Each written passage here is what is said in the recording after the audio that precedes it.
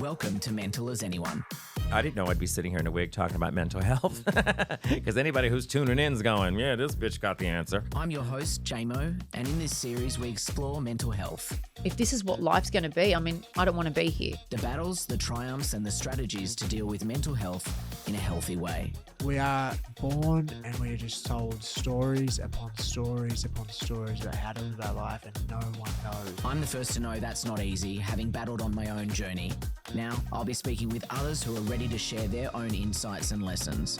You know, you try to bury it, keep busy, and then all of a sudden it just swallows you whole. This podcast is specifically designed to support you on your own journey. So join me as we learn together that we are mental as anyone. You're out there, and every night you have to prove that you deserve to be there. BYD isn't just powering this podcast. For nearly 3 years, it's been redefining the way I drive. It brings me peace of mind. I just charge it at home, no more detours to the petrol station. And the way it drives, so smooth and has instant power when you need it. It's got all the space, all the tech, and I feel good knowing it's better for the environment too. If you're even a little bit curious, check out the links in the show notes, and thanks BYD for helping bring Mental as Anyone to life. This episode is proudly brought to you by Chemist Warehouse, your go-to destination for all things health and well-being. From essential vitamins and supplements to skincare and fitness products, Chemist Warehouse offers everything you need to stay balanced and healthy. Plus, they're committed to supporting your health journey with affordable, high-quality products. Visit chemistwarehouse.com.au to explore their extensive range and take your next step in your well-being. Mental as Anyone, she's one of the most familiar faces on Australian television. Very low-key in real life, though, actually. Doesn't toot her own horn. Dresses well for a red carpet. We have Emily Weir. Hi, babe. You've been on the best and the worst dress list. And you know what? I love that you do not give any shits. I don't. Because also, like, so many of the times when you see people on the worst dress list, I'm like, I like that. You know, it's a bit daring, it's a bit fun. And also, like, why not? Yeah. You know, don't keep it so straight and narrow and conservative. Go for it. It's the only time you get to, really, in Australia. Yeah. Why not? You know what I mean? And there's so much boring. Like, you go to a red carpet and there's people wearing the most boring stuff, and the people that are wearing the fun stuff that might be on the worst dress list, yeah, they're the ones that you're going to look at the photos of. I'm telling you that right now. It's so true. I love that I've made both. Yeah. I really did. I thought initially I was like, oh, will that hurt? Will I be like, ouch, ouch? But I actually wasn't. Because I was like, who cares? Fuck it. Yeah. Yeah. I got your number. I know who you are. Yeah, exactly. So you have been on Home and Away. Yep.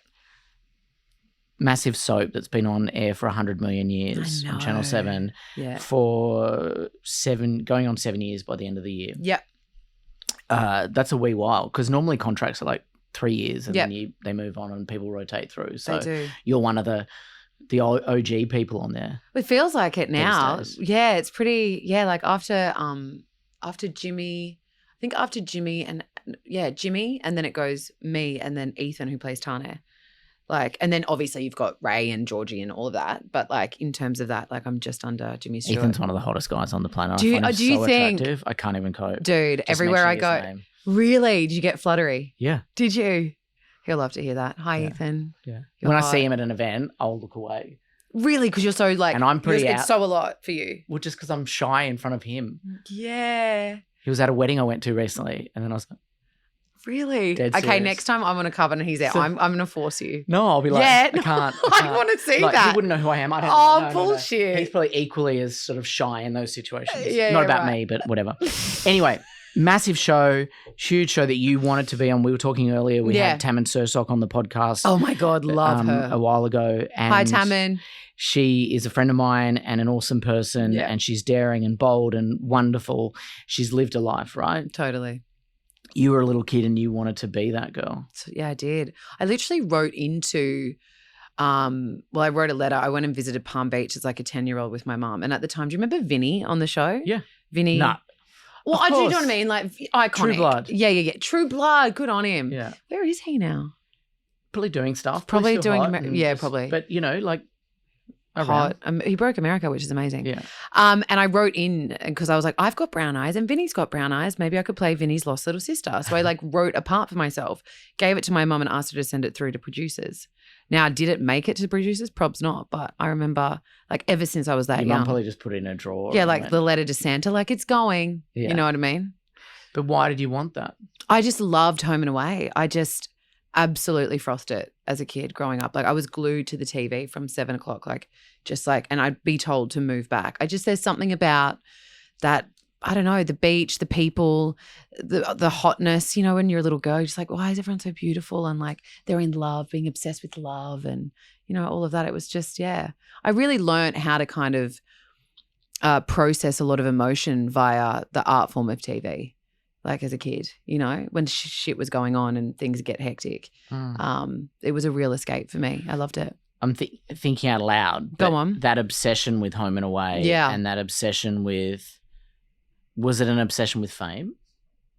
Ooh. Because right now you're not a person that, obviously you'll tap dance for your supper and you'll put on have a bit of fun. I will but- tap dance for myself. and you dress up for the red carpet, but you're not a person that seemingly Yeah. chases fame. Real talk. I definitely think when I was younger, yeah, like What I little kid wanted didn't want to be famous? I wanted to be famous. And it feels like, yeah, of course I did, you know, but I think for me it was like I would do like Spice Girls performances and like do like magic shows and like I loved the attention. I loved it. And I could see how happy it made my parents and my family, you know, performing and things like that. So there was a lot of gratification that came from it. But yeah, of course I had dreams to be famous. But what I also like coinciding with that is I loved to dance. I loved to sing and I loved to act. Like I would just be constantly performing, singing, dancing in the living room on my own for hours and hours and hours and hours. Just so it all kind of tied into one. I think now, since kind of coming into Home and Away and growing up actually, and seeing, you know, a lot of famous people, how much their privacy is compromised and, you know, all of that, like it doesn't actually seem that attractive to me anymore. Once upon a time, it was even coming onto Home and Away, I was like, okay, I've got to do everything, be everywhere, blah, blah, blah, blah, blah, blah, because that means I'll get to the next thing. And, you know, but at the end of the day, all that stuff's really well and good. But if it doesn't gel with you, you're kind of constantly seeking that external validation, which in the end, if I'm not comfortable inside, right, like, and I'm relying on that, that's a dead end, man. It's a dead end. And I've had that in this job. I've had it to the point where I've like had the partner, I've had the house, I've had the job, I've been skinny and fit, and I was like tick, tick, tick, tick, boom. And like the most unhappy I've ever been in my personal life. Really? Oh my God. Yeah. Because it doesn't work. It's a myth. It doesn't work. You think you get all your ducks in a row and that you're going to feel a certain way, feel safe, feel seen, feel loved by yourself internally. But if that building block's not there, nothing external will ever fix that hole. Never. And I learned that probably 3 years into the job in a hard way. What was the hard way? Just the hard way of like growing up, being a woman, writing that if I just be seen enough and I just get the best lines, or if I just, you know, that competitive societal thing, I thought that would make me feel fulfilled. And I had a complete a complete breakdown like 3 years in. Not to the point where I had to stop working, but just like a breakdown emotionally, being like, who am I? What do I stand for? What do I want? What am I striving for? Because this isn't sad. I'm not loving myself anymore. Like I'm just trying to be something that I feel like society wants me to be, or I thought I needed to be for society, and I just completely lost myself. Because that recognition, you know, 1 million people or however many people watch the show each day in Australia, and then it's watched religiously in the UK and various other places around the world. That recognition, you have a face that you would walk around and people go, there's that girl from Home and Away. Yeah. I mean, most of the time I wear like Crocs and really wide leg pants, and I'm kind of like a bit like sure, cash. but you would be recognised. Sure. Sorry. Yes. To your point. Yes. And there would have been little girl you at some point that would have been like, that would have been cool. Oh my God. Do you know how much I practiced my signature? Like I practiced it for years and years so that I can do it really quick. Because I was like, one day when they come, you know, and so yeah, all that stuff still, it amazes me. It just amazes me that people want to get a photo with me or have my signature, and like it's an amazing thing, and I'm so grateful like to the show and to the platform. I think it's less about, you know, it was kind of, it's that growing up stage, right? Like it was shifting my perception of what I thought I needed to be happy and what I actually need to be happy. And what I do, I'm really grateful for what I do, but it also has nothing to do with who I am. You know what I mean? Like you have to kind of separate yourself from the worth of the job. Yes. I You mean, know it what I has mean? it contributes to who you are. Like Yes. lots of things contribute to who you are as a person, but it's not who you are. Yeah, like my worth needs to be also spread around, not just in my career. And so many artists get that confused. You know what I mean? You've referred to Home and Away. I don't know if you use the word craft, which I hate that word, and that's not dissing on Home and Away. Do you like craft cheese? We're not allowed to say that anymore, are we? No, we are craft. What? Didn't it change no, its name? yeah, no, the other one, no. Yes. Won't say that one. No. But you know, you're committed to this. This is acting. This is serious. This is not. You're not playing around. No. Despite the fact that we're on a show, we being you, not me. Yep. That's a soapy. Mm-hmm. That some people in the industry might be like, Totes. And what I love too is like there is honestly there is a bit of an air of that around town, you know, oh, you're on, yeah. And then you get these big actors, like we've had some pretty big legends come through our doors for guest roles. Like there are some currently on the show. And they always are like, oh my God. it's hard work. This is like, you guys are amazing. And I'm like, yeah, like, thank you. Like it is a quick turnaround. We have like one of the hardest working crews in the country. Like everyone, the hours we work, the amount of dialogue we have to shoot, the right from everyone, like it's such a machine. And that we don't have the luxury to sit around often and ponder too much. Like there's no neuroses allowed actually. You just have to learn it, get match fit, get in there, do it, learn how to communicate, be on. Like it's a really great training ground for that. Do you ad lib ever? Yep. Yeah. I mean, would not be able to remember any of it. I just would not be able to remember my lines. It depends. It depends on your director. It depends on the story. It depends on, you know, as long as we're kind of paying respect to the writing and the story, and you know, there's room to jiggle. Like everyone's very collaborative, which is really nice. And sometimes you can add in a bit of something, and it will make the cut. And you're like, God, yeah, that's awesome. Do you ever wonder is there ever a line that blurs between who your character is and who you are, or is it always very clear? It's very, as in, like, do I get confused? Do you ever feel that the line blurs? No, not to the point where I think, you know, like I'm Mackenzie or in any way, but there are things which kind of get eerie. I guess it's just life, but like Mackenzie will be going through something in the story and I'm like, oh my God, I just went through that, you know? And I'm like, wait, have they bugged the walls? Like, honestly, sometimes I think that.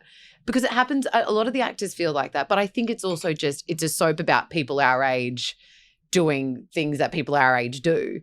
So, of course, there's going to be coincidences. But it can be pretty eerie sometimes. I'm like, whoa, like I relate hard to this. Mackenzie's much more fierce than I am, you know. Like she's much more like straight talking and like will just say it. I can be quite like I'm pretty upfront, but I mask up, you know. I'm very, very sensitive. So sensitive? Oh God. Yeah. Sensitive. About? Oh, everything. Everything. I'm a sensitive Sally. Like, yeah, just incredibly I'm prone to be an overthinker. You know, and as I'm getting older, I'm learning to care less what other people think, but that's always such a big thing. Or did I hurt someone? Did I upset someone? You know, or like I don't deserve to be here, imposter syndrome, all of that stuff, which I now have a better relationship with, but that's taken years. But yeah, like I'm sensitive. I don't like anyone feeling upset or feeling too uncomfortable. I really want to always fix things and, you know, I just want everyone to feel comfortable because if someone's uncomfortable, I immediately become uncomfortable. So what do you do? What do I do now? In those situations? If they're uncomfortable? Yeah, but if you want people to be happy and all of those things. Yeah. What do I do? Yeah. I can be a chameleon. I'll be like, what do you need? Are you okay? Check in. I'm a big like vomiter of advice that often I need to hear. But yeah, there's an endemic thing in me where I want to like fix someone, make someone comfortable, fix their problem. We're good. Now I'm good. I'm desperately always wanting people to like me too. Oh, dude, it's like, it's hectic when you think about it, hey? And then they're just like, the cooler they are, the more I'm like, anyway, Dude, I'm over here, I'm and the over me- here. And the meaner they are, I'm like, I'll crack it. It's so unhealthy. It's like, why do I care? Like, let them not like you, right? There's this whole let them theory at the moment. And yeah, it's easier said than done. But yeah, I'm the same. But it's a safety thing, I think. It's biological safety. It's like, if you like me, I can feel safe. Whereas if you don't like me, I have to feel the pain of that, and that's too uncomfortable. You know what I mean? Pretty annoying. But we'll get there. One day we're just not going to care. We won't. Surely when we're 80, do you know what I mean? We're not. We'll just be like, whatever. Too tired to care. I look forward to that day. I'm not that far off it, to be brutally honest with you. Bullshit. That's not true. I'm really excited to share something very special with you. You know, I've always been open about my personal struggles, the highs, the lows, and everything in between. And now I've put it all into my book, Mental as Anyone. It's raw, it's real, and full of the lessons I've learned, alongside some expert wisdom from Dr. Jodie Lowinger to help you navigate your own mental health journey. The book hits shelves in all good bookstores nationally on June 25, but you can pre-order it right now on Amazon. The link is in the show notes. This book means the absolute world to me. I hope it helps you too. You said, I wrote it down, you said I mask up. Yeah. Big time. What does that look like? That looks like, this is a real contradiction, right? But I've recently discovered, because I've been in therapy for years, you know, and, you know, I'm in 12-step. I do a lot of stuff. But I've recently realized that I'm not very good at feeling my feelings, even though I'm an actor and even though that's what I do for a job. There's a real disconnect. Like, I can be emotional for a character, right? I can like cry, I can scream, I can laugh, I can, you know, flirt, whatever it is. But when it comes to me, Emily, in my real life, I find it really hard to like access and process kind of like sadness. I'm pretty good at anger, actually. Got to say, a lot of people out there can vouch for that. But yeah, sadness is a really hard one. Like I often will dismiss it and repress it. And so when that builds up, it can be pretty hectic. But in terms of masking up, that's what I'll do. I'll act on top of a certain feeling. I'll make you laugh when really I want to cry. I'll self-deprecate when I'm feeling insecure. You know, like all those tactics that we do that are kind of more acceptable. I'm definitely a masker. I'm trying to be less. But yeah, like if someone's really hurt me, I'll try and make sure they're okay before I'm like, it's fine. It's fine. It's not fucking fine. It's actually not fine. I'm pissed. I'm angry. I'm sad. And I'm hurt. And I'm going, don't worry about it. That was totally a props. No, it wasn't, you know? And so it's just learning that. But I think that's an age thing too. Like you do learn to go, oh, actually this is the truth now. You know what I mean? You do, but it doesn't. I'm relating so hard to everything you're saying. Are you good? Don't leave me hanging out here, and man. And maybe that's why I'm sweating. We connected so well over the years. But of course. I feel you and I hear you, I see you, and you're articulating it very well. Thanks, man. All of those things. I'm just processing it. It's you're very aware and self-aware, but being self-aware and then like, how do I then move forward with that is another thing. I so agree with you, right?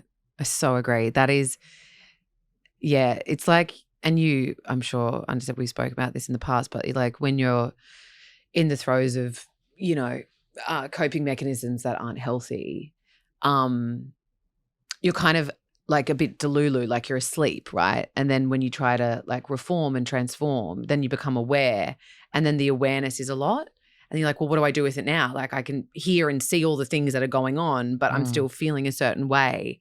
And then it's kind of, for me in the process where I'm at the moment, it's just kind of like allowing all the voices, all the parts of us that are pretty dark and shady and scared and happy and crazy and what the fuck, all of them, they can exist and I can accept them. Whereas a lot of my problems and anxiety comes from trying to resist it, being like, why am I thinking that? Why did I do that? Or the basher. And like, why is the basher? And then the basher's bashing the basher. You know what I mean? Mm. Does that make sense? Or now am I actually No, starting no, to it sound a does. bit nutty? It does. Do you know what I mean? And so it's about allowing it without resistance, allowing it all to exist and going, it's okay that there's all these different parts of me that are needy and want things, and I can look at them with compassion. And I can be different things to different people. People that I consider to be friends say to me sometimes, I didn't realize who you really were, or you don't ever show the real you, or things like that. And I'm like, I feel like I've been the real me. What do you mean? That was the real me. Oh, maybe I wasn't. Oh. Yeah, but that's right. Like that, exactly. It's so true, because we're not. And the truth is, if we are constantly evolving and changing and growing, then that was us. But I do wear that mask as well to protect myself, to, hide those feelings of insecurities, the imposter stuff, all of the stuff that we all feel. And you do that with humor too, don't you? I cover it with humor. Yeah, totally. Being self-deprecating. Yeah. Joking about my weight, joking about my hair, joking about my being a shit journalist. Like I just do entertainment or whatever. Like all of those things. I get it. Which you probably do about. Oh, I'm just on a soap, or like I've got a thing with like I'm so hairy. Yeah. Which you're not. No, I am. I go to laser. It's a lot. Like it's a lot. See, I've given up on that. Every now and then I'll do my balls, but it's not as often as it should be. I just can't be bothered. Yeah, who cares? Yeah, exactly. I won't laser my balls. I'll just trim them. Trim. Anyway, that's not what this is about. Doesn't matter. We really clicked a few years ago over a conversation we had that kind of took us in a different direction. It didn't surprise me, and I loved your reaction by it. But it was a story, I can't remember what the headline was, but it was basically where you, for the first time, revealed some demons that you'd battled. Yeah. And you spoke about how you didn't drink alcohol and why. You spoke about being in therapy and why. Going through the 12-step program. I remember it being very brave, because in 25 years of doing this job, so many people don't talk about any of those things. Yeah. They're so scared of being judged. Yeah. And I also think, and I don't mean to diss Home and Away, but Home and Away is a family show. Yep. So talking about alcoholism in the past, or talking an actor being on a show talking about having the fact that having dealt with their own struggles, wasn't something necessarily that I had seen very often. Yeah. So I was thrilled when not only the producers of the show were thrilled with the piece because it was real talk, that you were happy with it. Yep. And the end result was that it was just a win-win, because it was, the story did well as well. It really did. Everyone was like, wow, that's great. This is for all of the reasons I've just said. Yeah. Where are you at with that journey now? You haven't drunk for how long? Long time now. Since before we spoke. My last drink was in 2018. Yeah. How's it going now? Yeah. I mean, great. I mean, and and thank you for doing that piece. Because it really, like the amount of feedback I got and like the people that reached out, like just being like, oh my God, I was reading this on the train this morning and like I've realized like I too have a problem. Like, and that's the thing. Like, I think the world, when we did that as well, I think the world was changing. Like even, how many years ago was that? Like 5, 6? Anyway, the world was changing and I felt like I had no shame about it. I think I had a lot. I was really proud to be. I still am really proud to be sober. It's one of the best things that. And look, it ain't easy. It ain't easy, but it is one of the things that I'm most proud of in my life. Like really, because I can't. That movie like Sliding Doors. Like you like to make a choice, and I often think about like where I would have ended up if it weren't for being able to get sober. Like it's certainly not here with you. Like it's definitely like 100% that's not happening. So yeah, I think it's really, I think it's a really great thing to share, and I know a lot of people struggle with it. A lot of people silently struggle with it. You know, from the fucking park bench wino to like your top corporate dog billionaires, like that. The disease does not discriminate. It does not discriminate, and I think the more light that we can shed on it, the more people can talk about it, the more people can get help. You know, because it's a disease that destroys not only the people who are suffering from it, but also the people around them who are trying to help them. And the disease is alcoholism? Totally, alcoholism. Is that what you... Yeah, that's what I identify with, yeah. Addiction, alcoholism, yeah, definitely, yeah. Alcoholic. Alcoholic. Alcoholic is a word. Alcoholic. For me, has such... It doesn't carry anything for me anymore. But I felt such shame around that word. Yeah. And I don't know if I was an alcoholic. I don't know. I know that I couldn't stop when I started. Yep. But I never drank alone. Mm-hmm. I mean, look, and this is the thing. So then I was like, well, I'm not. I'm just a binge drinker. Totally. What does that mean? Does that mean I'm an alcoholic? I mean, it doesn't really matter. I drank to suppress the emotions, Correct. the trauma, the things that were going on in my head. Correct. That still go on there. Yeah. And I masked it. The problem is if I drank, it's been years for me too, but if I didn't drink, I'm excessive about anything. Chocolate, I'll eat the whole bar. Burger, chicken, whatever it is, I'll just eat, I'll drink. Yeah, in I'll excess. I'll go shopping. I want the hit of dopamine. It might be just going to the stationery store and buying a stapler. I'm like, that's the best stapler I could buy. I'm going to buy that. I so get It's it. on sale as well, so I'm going to get I'm going to get the whole pack. Yeah. Just it's that extreme, right? It's the extremist. It's like all or nothing. All or nothing. So that's pendulum. Addiction is an issue. Mm. So I'm relating hard to what you're saying. So you relate to the term of alcoholism, addiction. All that. Yeah, absolutely. Yep. What 100%. else were you addicted to?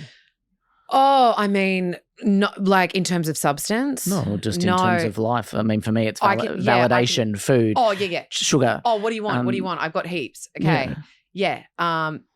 Alcohol, definitely. When I gave up alcohol, sugar, like, whoa, dude, hectic. Sugar. Then I was obsessed with exercise, like calorie counting, losing weight. Like that was, and I thought it was like really hot because I was like, well, you know, I'm on TV now. I'm eating 1 meal a day. I look amazing. Everyone's loving it. Meanwhile, so not happy on the inside, but so didn't know, right? Like so delulu. And then it like going into very, very codependent relationships, you know, like just completely like needing to fill the hole with the love of someone else and needing to be obsessed with them and them being obsessed with me. And they're all I think about, and we're always together and blah, blah, blah. And we just, you know, we're always, if they're feeling bad, I'm bad, like no sense of self. So yeah, that kind of behavior just, you know, if I don't treat it and if I don't look at it and I don't talk about it and I don't try and heal from it and like reparent myself in a lot of ways, yeah, that shit's going everywhere, like every part of my life. So yeah, shopping, you know, not so bad, but like it's like if I buy like a pair of shoes, I'm buying 3 pairs of those shoes in different colors. Yeah, there's a lot. And now also with like technology, like I got to be careful with that phone, man. Oh, yeah. Got to be careful with that phone. All of us though, you know, because that's very acceptable, but it's not great. It's not great. You know, it's good for some things, but yeah, I can be like, oh, just numbing, numb. And then I'm like, an hour's gone by. And the anxiety that's like, oh, far out, I haven't responded to that person. Yeah. And like I've got emails I've got to respond to, but I'm looking at, now I'm down a rabbit hole on like Blake Lively and Justin Baldoni. And do I care? Like I care, but do I? No. Like, and so, yeah, like I'm prone to that too. So it's just, yeah. So you have therapy regularly. Yeah. You go to AA. You're in the 12-step program. Yeah. Sorry. Yeah, that's okay. In the 12-step program, what's involved with that? You have someone that you regularly check in with. Yeah. You go and have meetings. Yeah. You go to meetings, go to 12-step, have a community. of people that, you know, are like-minded and reach out. And Do you worry about privacy? No, I don't. I don't worry about privacy because I guess I respect that the 12-step and the programs that are affiliated with the 12-step, I respect that they want to be anonymous, and I will always protect the anonymity of that. But as in for me about people finding out or like I have absolutely no shame because I am so much more I'm so much more comfortable in just, I'm one of those people that if something's going on with me, I have to kind of say it out loud. Like for me, and this is different for everyone, and so I respect everyone, but for me, there is a level of like secrecy and privacy are very different. And for me, part of my shame is keeping secrets. Part of the thing that fuels my my insecurity, which then can lead to my tendencies, addictions, whatever, is being shameful and being secretive. So I'm very and I'm quite you know, some of the best people I know are people who are in recovery programs. Like it's, you know, and it saved my life. So I have no shame around it. You feel it saved your life? 100 million %. Yeah. 100 million %. Because it gave you a guide? It gave me a guide. It gave me a way. It gave me a way of living. It gave me a way of being able to be honest, you know, being able to, because being honest, really honest is really hard. Being vulnerable is really hard. Being what's underneath all that anger, what's underneath all that escapism, what's underneath all that resentment, like where is it all coming from? That investigative process, I needed guidance in that. I couldn't do that alone. No one taught me. I wasn't taught. Do you have all the answers? No, shit no, bro. That's a long lifetime thing. But at least I've started, you know, I've started somewhere. And it's not, look, and you know, it's not comfy. It's not, you know, investigating yourself and trying to be a better person. It's not easy. It's not easy. So how often do you have therapy and at what points do you do that? Is it like a weekly thing? Is it a monthly thing? Is it, yep. I do weekly.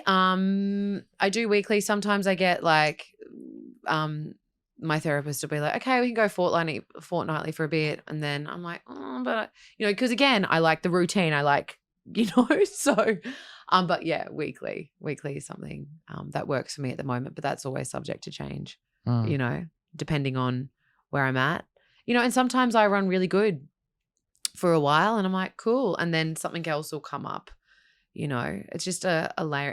I think it's a thawing out process. I think when you escape and drink a lot and you kind of stunt your growth and you don't experience things the way normies do. Like, and I don't mean I'm not othering people, but do you know what I mean? Like people who don't have addiction, they kind of have to go through heartbreak and they don't rely on the bottle to get through that. So they feel it and they fully feel it. They let it go. I didn't do that. I wish I was that person. Right? I'm not that person either. I was like, oh, this hurts.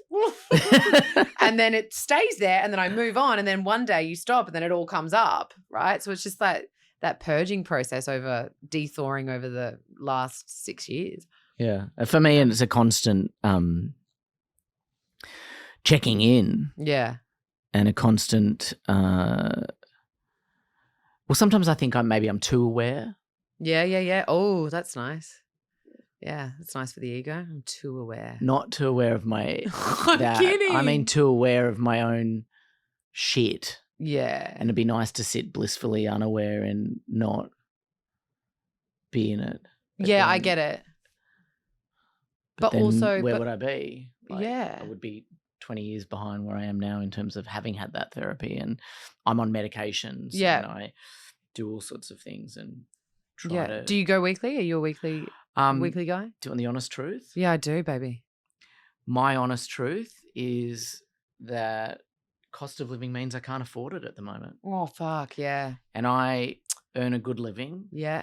And I don't want this podcast to be about that. No, you got to be truthful though, because I think this is a lot of people's experience. My mortgage is really high, yeah. and And I think it's a serious issue in this country, but around the world, that we need to take mental health treatment.